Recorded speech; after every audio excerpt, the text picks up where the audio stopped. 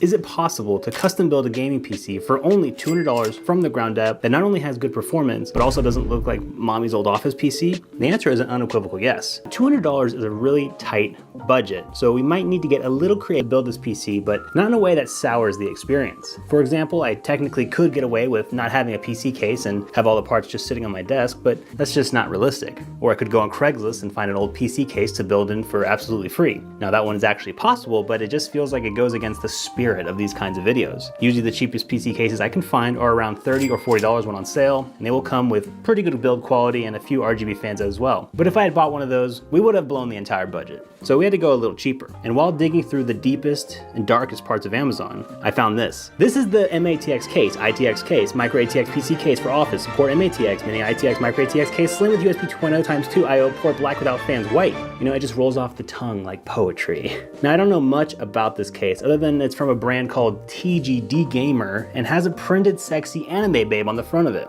I'm going to just assume this is some in-house art from the brand, and because this is not a character I've ever seen before. I'll admit though, it does make the case stand out quite a bit, and it certainly has a lot of charm. This is the one that I landed on, and the one I'm sure you all guessed, the full-fat RX 580. And the one I bought used is from Sapphire. The RX 580 has 8 gigs of VRAM, which is actually the same amount as the RTX 4060 Ti, despite being 6 years older. The performance of the 580 is nothing to slouch at either. On the GPU hierarchy list from Tom's Hardware, they have it above the 1060 ever so slightly, and you'll be able to grab an X99 chipset board as opposed to an X79 chipset board, with the biggest difference being that the RAM will be DDR4 compatible instead of DDR3. So newer, more efficient, and hopefully more powerful. There are a lot of different combinations on AliExpress, so I just picked one with a CPU that had a high boost clock to help push our graphics card as far as it can go. So I grabbed this X99 motherboard from ZSUS. Pretty standard motherboard that has been retooled to include some modern features like an NVMe slot, 4 RAM slots, USB 3, but it lacks any kind of premium features like BIOS flashback or slots to even plug in your RGB. The CPU paired with it is the Xeon E5 2640V3,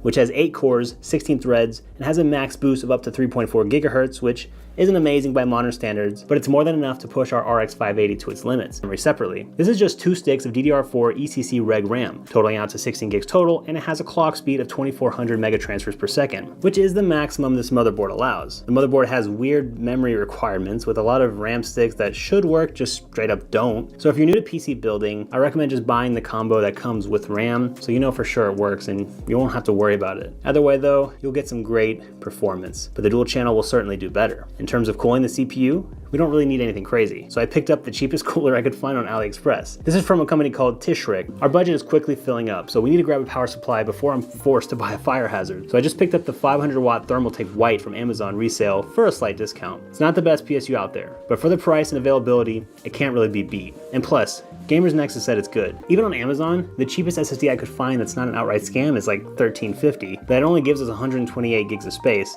and that's everything we need. Looking at our final price breakdown, it looks like we came in just under that $200 mark, before tax of course, but I'm going to call this little challenge a success. We proved that yes, you can still custom build a $200 gaming PC with only a few caveats. Alternatively, you can always go to the pre-built office PC route and throw in a graphics card, but there's just something magical about custom building your PC from scratch, isn't there? Having said all that, do I really recommend custom building a $200 gaming PC? Well, not really. We made some major sacrifices to get to that price point, including a really bad case, a tiny amount of storage. So I'd say feel free to take some ideas from this PC and put them towards your next custom build, but be more flexible on the price and make sacrifices where they make sense for you. Please like the video if it brought value to you, and get subscribed